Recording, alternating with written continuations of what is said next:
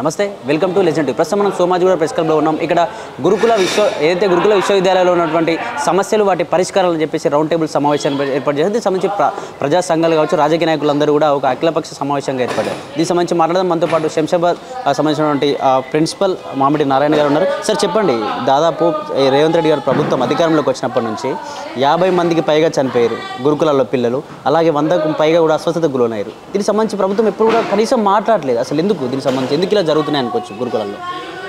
So వాస్తవానికి ఈ ప్రభుత్వం వచ్చిన తర్వాత మరణాలు సంభవించడం అన్నటువంటిది ఎవరికైనా కూడా చాలా బాధాకరమైనటువంటి విషయమే. చాలా భవిష్యత్తుని పాఠశాలకు వచ్చినటువంటి వాళ్ళు చనిపోవడం అన్నటువంటిది తల్లిదండ్రులకు కూడా చాలా ఇబ్బందికరమైనటువంటిది, పిల్లల భవిష్యత్తు కూడా చాలా బాధపడినటువంటిది. సో మరణాలు అన్నటువంటి దానికి ప్రభుత్వ వైఫల్యము అనే దానికంటే అనేక కారణాలు ఉంటాయి.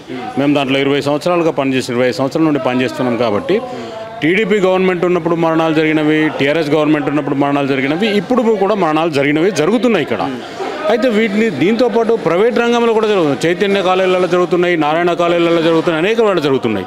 సో కారణాలు ఏమైనా కావచ్చు, కానీ గురుకులాలకు ఎంతో భవిష్యత్తు మీద ఆశతో వచ్చినటువంటి పిల్లలు చనిపోయినప్పుడు అక్కడ పనిచేస్తున్నటువంటి మేము చాలా బాధపడతాము, వాళ్ళ తల్లిదండ్రులు కూడా బాధపడతారు.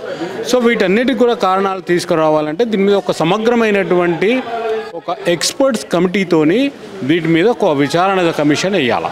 అసలు ఎందుకు చనిపోతున్నారు పిల్లలు, బలమైనటువంటి కారణం ఏమిటి, ఇక్కడ సౌకర్యాలు లేకనా, లేకుంటే ఇంటికాడ పరిస్థితులతోనా, లేదా వ్యక్తిగతమైన ఇబ్బందులతోనా, ఇటువంటిది ఫైండింగ్ చేస్తే తప్ప ఈ మరణాలు ఎందుకు సంభవిస్తున్నాయి అన్నటువంటి దాని మీద మనకు ఒక కంక్లూజన్ రాదు. అదేవిధంగా ఎడ్యుకేషనల్ సైకలాజిస్టులు ఈ యొక్క సూచనలు తీసుకోవాలా, వాళ్ళతో ఒక విచారణ కమిటీలు వేయాలి వాళ్ళతో. అప్పుడు మాత్రం ఇది సాధ్యమైతే తప్ప వేరప్పుడు కాదు. ఇక్కడ మనము సమస్యలు ప్రభుత్వం మీద దుమ్మెత్తిపోసిన ఇవన్నీ జరుగుతూ ఉంటాయి చాలా సిద్ధంగా. కానీ సివిల్ సొసైటీతోని దాంట్లో ఉన్నటువంటి ఎక్స్పర్ట్స్తోని కమిటీ వేసినప్పుడే కరెక్ట్గా దీని యొక్క కారణాలు ఏంటో తెలుస్తుంది, ఆ కారణాలకు పరిష్కారం అన్నటువంటిది కూడా దొరుకుతుంది. అయితే ప్రస్తుతం వరకు ఇప్పుడు ఉన్నటువంటిది గత ప్రభుత్వాల నుండి ఇప్పటి వరకు కూడా పిల్లల మరణాలపై ఎందుకు జరుగుతున్నాయి అన్నటువంటి ఒక సమగ్రమైనటువంటి కమిషన్ కానీ, విచారణ కానీ, సర్వే కానీ ఇప్పటి వరకు జరగలే. సో ఆ పరంపర కొనసాగుతున్నది.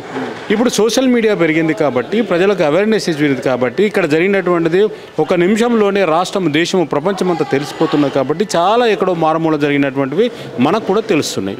సో ఏది ఏమైనా కూడా మేమైతే దాంట్లో పనిచేస్తున్నటువంటి వ్యక్తులుగా మేము కూడా ప్రభుత్వానికి ఏం చేస్తున్నామంటే, ఒక ఎక్స్పర్ట్ కమిటీని మీరు వేసి ఇవి ఎందుకు జరుగుతున్నాయి, దానికి ఏం చర్యలు తీసుకుంటే బాగుంటుందని చేయాలని చెప్పేసి మేము ప్రభుత్వానికి పనిచేస్తున్నాం. ఇక్కడ మేము ప్రభుత్వాన్ని ఎందుకు అనాల్సి వస్తుందంటే సార్, ఇక్కడ పిల్లలు చాలామంది పిల్లలు ఎలుకలు కరిచి చనిపోవడం, ఎలుకలు కరిచి కొన్ని వ్యాధులు రావడం, ఇట్లాంటి చిన్న చిన్న సంఘటనలు, ఫుడ్ సరిగా లేకపోవడం, ఇంకా కూడా ఇట్లాంటివి ఇబ్బందులు ఎందుకు జరుగుతూ ఉన్నాయని చెప్పేసి. ఎందుకంటే గురుకులాల విషయంలో ఎక్కువ రిస్ట్రిక్షన్స్ పెట్టాలి కదా, ఖచ్చితంగా ప్రభుత్వం తెలుసుకునే ప్రయత్నం చేయాలి అసలు ఏం జరుగుతుంది, ఎవరి లోపం వల్ల ఇలా జరుగుతుంది అని చెప్పేసి. సో నేను ఇంతకుముందే చెప్పాను కదా, మరణాలు గతంలో కూడా ఉన్నవి. సో గతంలో ఉన్నటువంటి ప్రభుత్వము ఈ పేద పిల్లలకు సన్నబియ్యం పెట్టింది, ఒక అద్భుతమైనటువంటి అది చేసింది. గతంలో పురుగుల అన్నం ఉండే, పురుగుల అన్నంతో సన్నాన్నం వచ్చింది, సన్నాన్నం ద్వారా దాంతో నాన్ వెజ్ వచ్చింది. ఇప్పుడు కూడా జరుగుతూనే లేదు. అయితే బయట అనుకున్నంతగా అక్కడ ఫుడ్ బాగలేకపోవడం అనేటువంటిది ఇది తప్పుడు సమాచారం, తప్పుడు ప్రచారమే. కానీ మౌలిక వసతులు లేక, నీరు లేనటువంటి స్కూళ్ళల్లో నీరు లేక పిల్లలు నీళ్ళ కోసం రోడెక్కుతున్నారు. దానికి ఏం చేయాలన్నటువంటి దాని మీద కూడా లేదు. ఒక్కొక్క దగ్గర అసలు పిల్లల కంటే డైట్ ఛార్జీల కంటే ఒక నీటి కోసం చేస్తున్నటువంటి ఖర్చులు చాలా ఎక్కువ ఉన్నాయి. అంటే నీటి లభ్యత లేనటువంటి ప్రాంతాల్లో పాఠశాలలు ఏర్పాటు చేయడం వల్ల ఆ చుట్టుపక్కల ప్రాంతాల్లో ఎక్కడ కూడా నీరు లేకపోవడం వల్ల నీటి కొరత అన్నటువంటి దాని జరగడం అన్నటువంటిది జరుగుతున్నది. సో ఈ రకంగా ప్రాబ్లమ్స్ అనేటువంటి ఉన్నాయి. కానీ ఏదైనా కూడా ఒక ఎక్స్పర్ట్ కమిటీ ప్రభుత్వం ఏర్పాటు చేసే తప్ప లేదు. వాస్తవానికి ఫుడ్ పాయిజన్ అనేటువంటిది ఎక్కడ ఏం జరుగుతలేదు, చాలా మైనర్ ఇష్యూస్. ఇటువంటి విషయాలు గత ప్రభుత్వాల్లో జరిగినవి, అంతకుముందు జరిగినవి, గత 30 ఏళ్ళుగా 40 ఏళ్ళుగా ఇవి జరుగుతూనే ఉంటున్నాయి, అక్కడక్కడ జరుగుతూ ఉంటాయి. దానికి కారణం ఏమిటి అంటే సప్లైదారుడు సరి అయినటువంటి నాణ్యమైనటువంటి వస్తువులు సప్లై చేయకపోవడమో, లేదంటే ఎక్స్పైరీ కావడం అనేటువంటి జరగడం చేత అప్పుడప్పుడు జరుగుతూ ఉంటాయి ఇవన్నీ. సో ఇటువంటి సంఘటనలు అన్ని దగ్గర కూడా జరుగుతాయి. దీనికోసము ఎప్పటికప్పుడు మానిటరింగ్ చేయాలి. సో ఉదాహరణకు మీకు ఒక సమస్య నేను చెప్తున్నాను ఏంటంటే, సివిల్ సప్లై చేస్తున్నటువంటి బియ్యము బాగలేకపోతే అక్కడ ఫుడ్ పాయిజన్ అయితే దాంట్లో పనిచేస్తున్నటువంటి టీచర్లను, ప్రిన్సిపల్ను సస్పెండ్ చేయడం అన్నటువంటి జరుగుతున్నది. కానీ మంచిగా లేనటువంటి ముక్కిపోయినటువంటి మురిగిపోయినటువంటి బియ్యం సప్లై చేసినటువంటి సివిల్ సప్లైదారుల మీద ఎలాంటి చర్య చేసుకోవడం అనేటువంటి జరుగుతలేదు. అదేవిధంగా సప్లైదారులకు కూరగాయలు, పాలు, మాంసం సప్లై చేస్తున్నటువంటి వారికి ఈ మధ్య కాలం రెండు నెలల నుండి చాలా స్ట్రీమ్ లైన్. అంతకుముందుకు బిల్స్ రాక వాళ్ళు సప్లై చేయకపోయేవారు. సప్లై చేయకపోతే ఆ రోజు పెట్టవలసినటువంటి మెన్యూ ప్రకారంగా పెట్టకపోవడం వల్ల పిల్లలు రోడ్డు ఎక్కేవాళ్ళు. పలానా బుధవారం నాడు మాకు మటన్ పెట్టాలంటే మటన్ పెట్టకపోతే మటన్ సప్లై చేసే మటన్దారుడికి డబ్బులు సకాలం చెందక ఆయన చేతులు ఎత్తేసేవాడు. అక్కడ ఉన్నటువంటి ప్రిన్సిపల్ను, టీచర్లను బదనాం చేసేసి రోడ్డు ఎక్కి రోడ్డు చేసేవారు. సో ఇవి ఒక 2 నెలల నుండి కొంత స్ట్రీమ్ లైన్ కావడం అనేటువంటి జరుగుతుంది. ఇది ఇంకా స్ట్రీమ్ లైన్ అంటే గురుకులాల్లో మెనూ ప్రకారంగా జరుగుతున్నారా లేదా, ఈ సప్లైదారులను చెక్ చేసే ఒక మానిటరింగ్ వ్యవస్థ కూడా ఈ ప్రభుత్వం ఏర్పాటు చేయాల్సినటువంటి ఉంటుంది.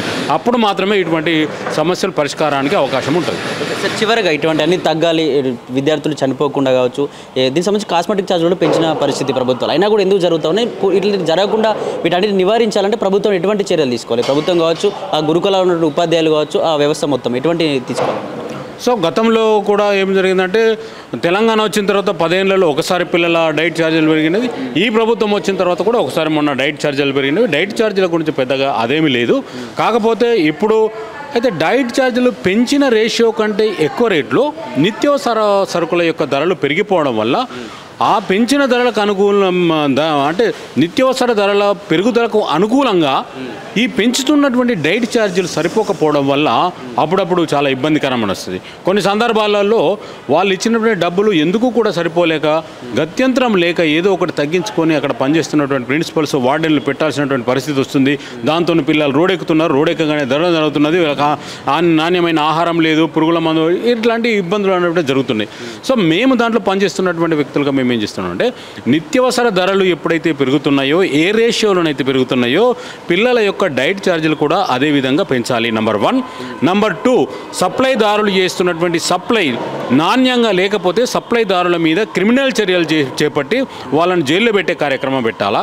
ఒకవేళ ముక్కిపోయినటువంటి బియ్యము సప్లై చేస్తున్నటువంటి సివిల్ సప్లై డిపార్ట్మెంట్లో ఉన్నటువంటి డిస్ట్రిక్ట్ సప్లై ఆఫీసర్లను కూడా వాళ్ళని జైల్లో పెట్టినప్పుడు మాత్రమే ఈ గురుకులాల్లో ఈ పురుగుల అన్నం కానీ, ముక్కిపోయిన అన్నం కానీ పెట్టలేకపోవడం అనేటువంటి పరిష్కారం జరుగుతుంది.